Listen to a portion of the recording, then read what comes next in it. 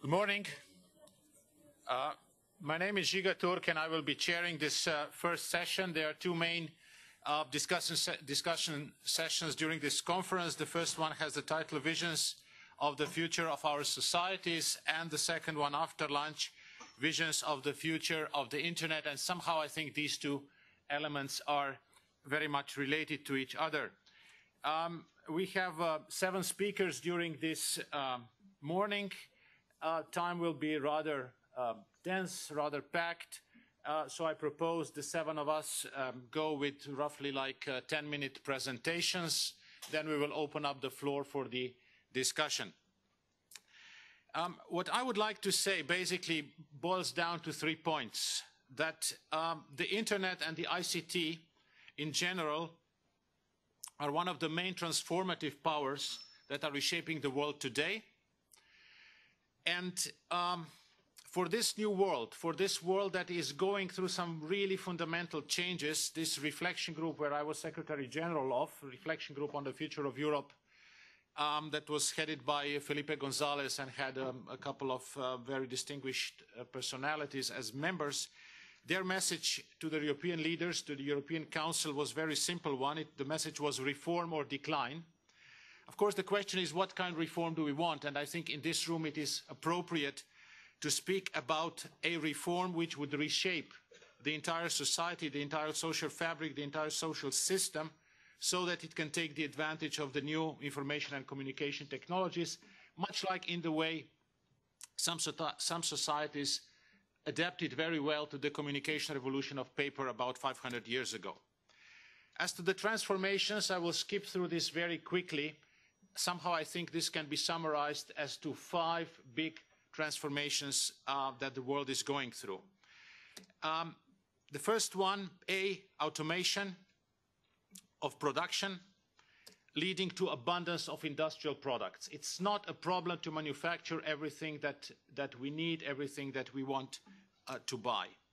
B, the BRICS, the Brazil, China, Russia, India.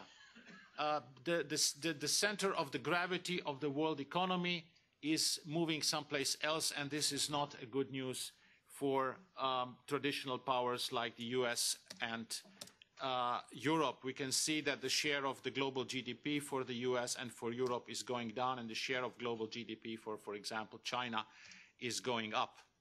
Climate change and energy, no need to introduce the subject. Temperatures are going up. It depends which kind of chart, the left or the right one, you like better in this discussion. D, as demography, we all know that in the future knowledge economy, human talent would be the ultimate economic resource, and this is the global map distorted to global, not population, but also to global talent, and you can see how small we are in Europe, how small the United States are, how huge India, China, and some other countries, how big their pool of talent is.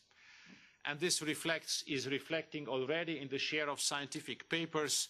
China is now the second largest producer of scientific papers, not of computers and cars and iPads and steel, of scientific papers.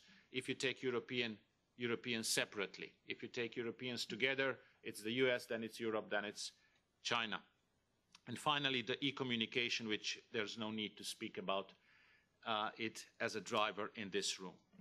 Now, the E is the most powerful driver of them all, because it is by communicating that we are forming a society, that we build families, that we build companies, etc., etc. And recently I was reading this book, which probably many of you know, Jared Diamond's Guns, Germs and Steel, and he's trying to answer in this book the question why some civilizations succeeded and some failed. But his answer mostly explains why some civilizations succeeded and failed, let's say, up to the Middle Ages. And his theory is that somehow in Eurasia, in this fertile crescent, we or these people here had the best plants and the best animals so that they could start agriculture, and agriculture was then the basis for all the more important societies. But this was 10,000 years ago, and by the Middle Ages, most of Eurasia, so from Lisbon all the way to Japan, had access to the same plants of animals. But the question I'm interested in is why, after the Middle Ages, a few countries in Europe took the lead. At about 1500, from Europe to China, all these major civilizations, there was not a huge difference in their development. And I propose you a theory that it's communicating that changes everything. What Europe was successful at is that it capitalized on this transition from a technology that was available to very few, parchment, to paper, to cheap, inexpensive paper that was available to all and that was available for anything. So paper and print technology changed a lot in Europe, but it did not change much in China, in India, in Persia, in the Arab world. In the Luther, or if you want, Gutenberg Europe, we embraced paper. The other civilizations did not, and ironically, this cheap paper technology came from China, through India, through Turkey, into Europe, and it was only in Europe that we really made something out of it. And paper and print is communication technology, much like the internet is communication technology. It allows people to communicate. So the point is, technology is not enough. It's not enough to have a laptop. It's important to know how to use it. And policies, societies must know how to embrace communication revolutions if they come along. And this brings me to the report of the Reflection Group. The title of this report was Project Europe 2030. I think it was already cited this morning by the gentleman from Internet Society. In a nutshell, the recommendation of this high-level group was Europe has a choice to reform or to decline. In fact, it has choices across these A, B, C, D, E that I enumerated earlier. And indeed, across the A, B, C, D, E, there is a role to play by the ICTs, which I'm sure that in the second session will be touched upon. This report has roughly 8 chapters. Out of these 8 chapters, I think 2 are very relevant to the work that PARADISO is doing, or to the work of societal change and technology in general. This is the first chapter, which is speaking about the renewing of Europe's social and economic model. And this is the 6th chapter that was already quoted this morning with the title Growth Through Knowledge, Empowering the Individual. Speaking about the social and economic model, the Reflection Group was very firm, very strong in saying that we need a fully functioning single market, and a single market that goes beyond the coal and steel that is in the foundation of the European Union.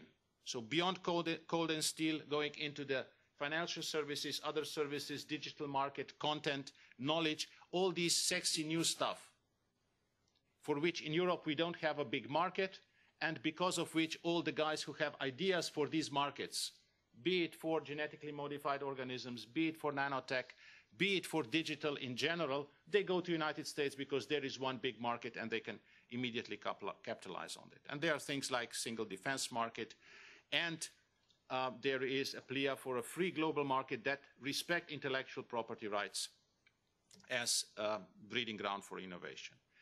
Social and economic model, also some interesting messages on how to handle immigration, how to handle moving of this creative class, highly talented people around Europe. Our social and economic models in Europe that we have are not really friendly if you want to switch jobs from one country to the other country, marry a foreigner, port your social security rights, medical insurance, etc. across borders. More importantly, I think the chapter on growth through knowledge, empowering the individual. I think this very slide was, this very quotation was said in this room already. The fact is that knowledge-based and creative industries and services have expanded significantly over the last 2 decades, becoming the central pillars for employment and economic dynamism in Europe. And facilitating a culture of risk-taking and entrepreneurship is also important. So technology is not enough. You must have the entire ecosystem around which you can create jobs. Digital society has a nice mention. More use of digital resources, embracing digitalization, using the digital technology for e-governance, for enhanced democracy, etc., etc.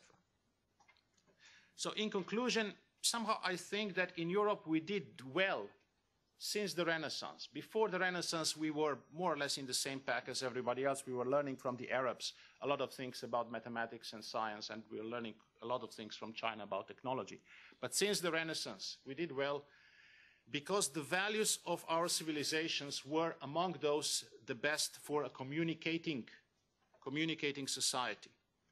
And this means that we had a higher level of human rights, we have higher level of equal opportunities for all, and we led the individual, we respected the individual as civilization, and we let these technologies, print, books, learning, schools, universities, empower the individual more or less regardless of his social status. These values that we had allowed more people to read and write, they allowed more people to learn and teach, they allowed people to rise above their destiny at birth. It was more meritocratic society than the caste system of India or this family respectful system of China.